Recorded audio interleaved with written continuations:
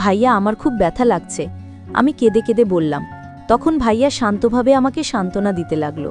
সে বলল, প্রথম প্রথম একটু ব্যথা লাগবেই, তবে এটা নিয়ে ভয় পাবি না, ধীরে ধীরে সব ঠিক হয়ে যাবে। এই ব্যথা সাধারণ ব্যথা নয়, এটা একেবারেই আলাদা ধরনের অনুভূতি। তুই যেহেতু প্রথমবারের মতো এটার মুখোমুখি হচ্ছিস, তাই তোর কাছে বিষয়টা কঠিন আর অচেনা লাগছে। কিন্তু মনে রাখিস, এটা কেবল প্রথমবারের জন্য। একবার এই ধাপটা পার হয়ে গেলে আর কখনো এমন কষ্ট বা অস্বস্তি হবে না। আমার কথা মনে রাখিস, এটা একেবারেই ক্ষণস্থায়ী। প্রথমবারের পর সবকিছু সহজ মনে হবে। ভাইয়া সেই কথাগুলো শুনে আমি ব্যথার মাঝেও কিছুটা সাহস পেলাম।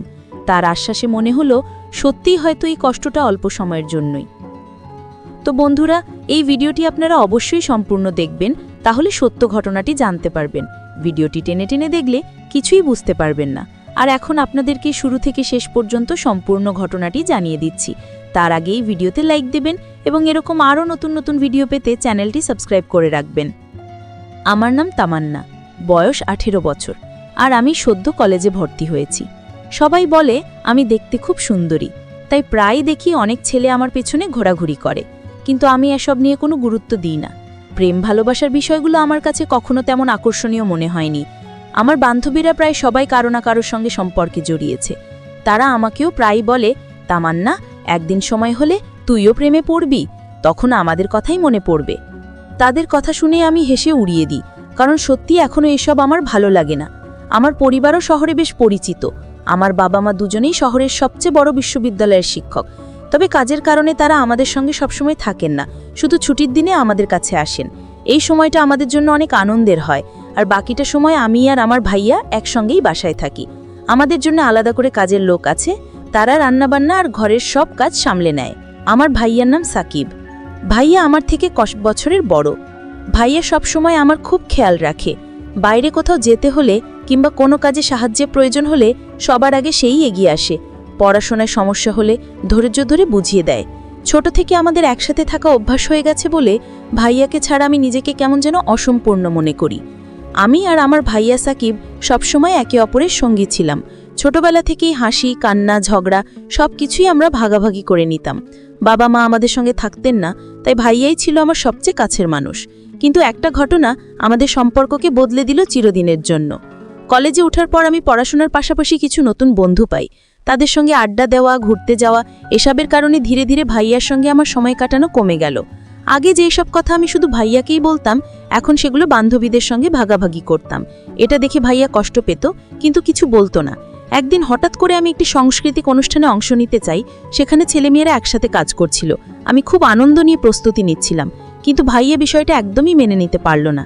সে বলল, তুই এসবের মধ্যে জড়াস না, এগুলো তোর জন্য ভালো নয়। আমি বললাম, ভাইয়া, তুমি সবসময় আমার জন্য ঠিক করতে পারো না। আমিও বড় হচ্ছি, আমাকেও নিজের মতো করে চলতে দিতে হবে। এই কথাতেই শুরু হলো দূরত্ব। ভাইয়ার মনে হলো আমি তাকে আর আগের মতো সম্মান করি না, আর আমার মনে হলো ভাইয়া আমাকে বুঝতে চায় না। ধীরে ধীরে আমাদের কথাবার্তা কমে গেল। একসাথে বসে খাওয়া দাওয়া কিংবা আড্ডাও হারিয়ে গেল। এভাবে বেশ কিছুদিন কেটে গেল। তারপর হঠাৎ করেই আমি লক্ষ্য করলাম ভাইয়ার আচরণ বদলে যাচ্ছে। আগের মতো শুধু দায়িত্ব নিয়ে কথা বলতো না, বরং আমার সাথে আরও নরম, আরও যত্নশীল হয়ে উঠল। প্রতিদিন রাতে আমি যখন ঘুমাতে যাই, সেই সময় ভাইয়া এসে আমার খোঁজ খবর নেয়, আমাকে সান্ত্বনা দেয়। প্রথমে বিষয়টা আমি বুঝতে পারিনি, কিন্তু দিন যতই গড়াতে লাগলো ততই টের পেলাম ভাইয়ার এই আচরণ একেবারে ভিন্ন রকম। তার কথা বলার ভঙ্গি, যত্ন নেবার ধরন, সব কিছুতেই যেন একটা অচেনা মায়া ভর করেছে। আমি ভেতরে ভেতরে কৌতূহলী হয়ে উঠলাম। ভাবতে লাগলাম, হঠাৎ এমন পরিবর্তনের পেছনে কি কারণ থাকতে পারে। আগে যে ভাইয়াটা কেবল কড়াকড়ি আর নিয়মের কথা বলতো, সেই এখন প্রতিটি রাতে আমার পাশে এসে দাঁড়ায়, যেন আমাকে একা থাকতে না দেয়। একসময় আমার মনে হতে লাগলো, ভাইয়ার এই অচেনা ব্যবহারটা যেন কোনো গভীর রহস্য লুকিয়ে রেখেছে, যেন সে আমাকে কিছু বলতে চাইছে, কিন্তু কোনো অজানা কারণে মুখ খুলতে পারছে না। রাতগুলো মনে হয়েছে এক একটা ছোট অধ্যায়। প্রতিটা রাতেই আমি ভাইয়ার রহস্য জানার জন্য ছোট ছোট চেষ্টা করে যাচ্ছি, কিন্তু সে প্রতিবারই কিছু না কিছুভাবে এড়িয়ে যাচ্ছে। তারপর একদিন আমি সন্ধ্যায় বই নিয়ে ঘরেই বসি। রাতে বিছানায় শোবার আগেই ভাবলাম, আজ ভাইয়ার সঙ্গে সরাসরি কথা বলে ফেলব। দুপুরে যতটা ঠান্ডা থেকেছে রাতে ততটাই সাহস জ্বলছিল। রাতে যখন সবাই ঘুমোতে যায় আমি জিজ্ঞেস করলাম, তুমি কেন হঠাৎ এত বদলে গেলে? কি হয়েছে? ভাইয়া একটু কণ্ঠ নামিয়ে মুচকি হেসে বলল, কোনো কিছু না, তুই বেশি ভাবিস। তার চোখে কোনো অস্বস্তির ছাপ দেখলাম, কিন্তু সে মুখ খুলল না। আমি যত চেষ্টা করলাম সে প্রতিবার উত্তরকে ছোট করে দিল। আমি বুঝলাম সে জানাতে চাইছেন না। রাতে যখন ঘুমাতে যাই ইচ্ছে করে চুপচাপ তার কাজের ঘরের দরজার কাছে চলে গেলাম। জানালার আলো থেকে দেখা যায় ভাইয়া মুঠোফোন হাতে বসে আছে, চোখে একটু ক্লান্তি, বারবার মুঠোফোন নাম করে ফেলে রাখছে। একবার সে হালকা করে একটি মেসেজ টাইপ করল, তারপর মুছে দিল। আমি মনেই আঁকড়াই ধরে বসে গেলাম। কি হচ্ছে তার জীবনে? আমার কাছে যেন সে কিছু লুকাতে চাইছে। দরজায় কাঁটা শব্দও শোনা যায়নি। সে বাইরে থেকে দরজা লক করে নিল কিনা জানি না। ফিরে যখন ঘরে আসলাম আমি হঠাৎ দেখলাম টেবিলে একটা ছোট কাগজ ভাগ আছে।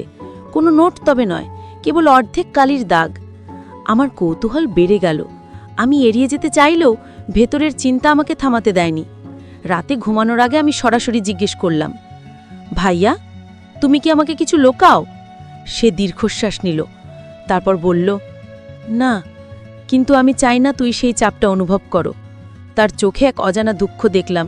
কিছু বলার আগে সে মুখ বুজে নিল। তারপর এক রাতে আমি ঘুমের অর্ধ ঘুমে আচমকা জেগে উঠে দেখি ভাইয়া বিছানার পাশে টেবিলে বসে আছে। সে একা, চুপচাপ, হাতে এক কাপ চা। আমি থেমে দাঁড়ালাম।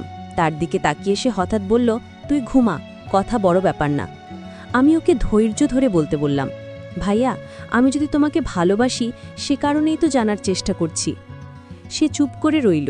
তারপর অচেনা এক কণ্ঠে বলল, আমার জন্য ভালো, তাই তোর সাথে এমন আচরণ। সেই কথাই আমাকে আরও বিভ্রান্ত করল। তার ভালোর ব্যাখ্যা কি এমন যা আমাকে এড়িয়ে রাখবে? তারপর আমি লক্ষ্য করলাম ভাইয়া প্রতিদিনই আমার সঙ্গে শুতে চাইত, আর সবসময় বাম পাশেই ঘুমোতে জোর করত। কেন সে শুধু বাম পাশেই থাকতে চাইত সেটা আমার কাছে রহস্যই রয়ে গেল। শুধু তাই নয়, রাতে শোবার আগে সে বারবার বলতো, সব লাইট বন্ধ করে দাও। এমনকি জিরো বাল্ব পর্যন্ত নিভিয়ে পুরো ঘরকে অন্ধকার করে দিত। আমি ভাবতে লাগলাম, আলো অন্ধকারের এই খেলা আর তার বাম পাশে ঘুমানোর জেদ, এর পেছনে আসল রহস্যটা কি? আমি ভেতরে ভেতরে আতঙ্ক আর কৌতূহলের মধ্যে পড়ে গেলাম। অন্ধকার ঘরে ভাইয়ার এমন আচরণের পেছনে কি আছে সেটা বুঝতে পারছিলাম না। মনে হচ্ছিল সে ইচ্ছে করেই কিছু একটা আমার চোখের আড়ালে রাখতে চাইছে। আমি আর কিছু না করে বসে থাকতে পারলাম না। এক রাত কৌতূহলকে হার মানিয়ে জাগার সিদ্ধান্ত নিলাম। ঘরটি সম্পূর্ণ অন্ধকার, শুধু চাঁদের হালকা আলো ভেতরে পড়ছিল। দেখি ভাইয়া ধীরে ধীরে বালিশ ঠিক করছে, তারপর আমার পাশে বসে খানিকটা স্থির হয়ে থাকল। সে যেন ভাবছিল আমি ঘুমোচ্ছি নাকি দেখছি। হঠাৎ তার চোখে এক অদ্ভুত ভাব দেখলাম, কোনো সুখ বা রাগ নয়। ভাইয়া তারপর আমাকে বলল, তোর সঙ্গে আমি অনেক দিন ধরে একটি কথা শেয়ার করতে চাই, কিন্তু এখনো বলতে পারিনি। বহুবার চেষ্টা করেছি, কিন্তু সবসময় থেমে গেছি। শুনিস, আমি তোর উপর জোর করব না, কোনো জবরদস্তি করব না। সবকিছু তোর ইচ্ছা মতো হবে। যদি তুই নিজের ইচ্ছায় রাজি থাকিস তাহলে ঠিক আছে, আর না থাকলে তুই নিশ্চিন্তে অস্বীকার করতে পারিস। এই কথাগুলো কিন্তু তুই কাউকে বলবি না। আমি তোর ভাই ঠিকই, কিন্তু এত দিন ধরে আমি যা অনুভব করেছি সেটার কথা বলতেই পারিনি। এবার বলার সাহস হলো কেবল তোর কাছে। আমি অবাক হয়ে তার দিকে তাকিয়ে রইলাম।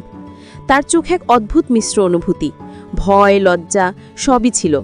সেই মুহূর্তে আমার মনে হলো ভাইয়া শুধু আমার যত্ন নিচ্ছে না, সে আমার প্রতি কোনো গভীর অনুভূতি রাখছে যা এতদিন লুকিয়ে রেখেছে। কিন্তু ঠিক তখনই ভেতরে একটা অদ্ভুত দ্বিধা অনুভব করলাম। আমি কিভাবে প্রতিক্রিয়া দেখাবো, কিভাবে সেই কথাগুলো বুঝব? আমার মন ঝড়ের মধ্যে যেন তলিয়ে যাচ্ছিল।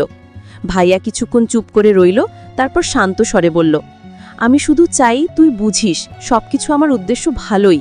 আমি চাই না কোনো ভুল বোঝাবুঝি হয়। তাই আজ বললাম, শুধু তোর কাছে।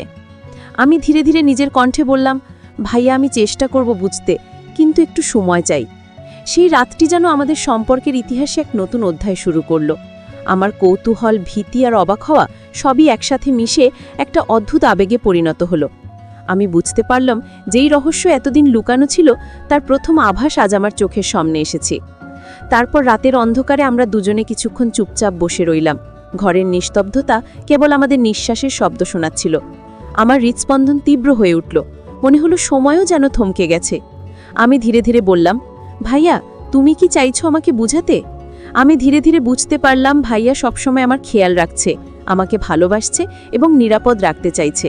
এই উপলব্ধি আমাকে সাহস দিয়েছে এবং আমি ঠিক করলাম আমরা একে অপরের পাশে থাকব, পরিবারের মতো, বিশ্বাস আর যত্ন নিয়ে। আর এই গল্পের মাধ্যমে আমি শিখেছি সত্যিকারের ভালোবাসা মানে হলো একে অপরের প্রতি যত্ন, সাপোর্ট এবং বিশ্বাস। এটাই সবচেয়ে গুরুত্বপূর্ণ।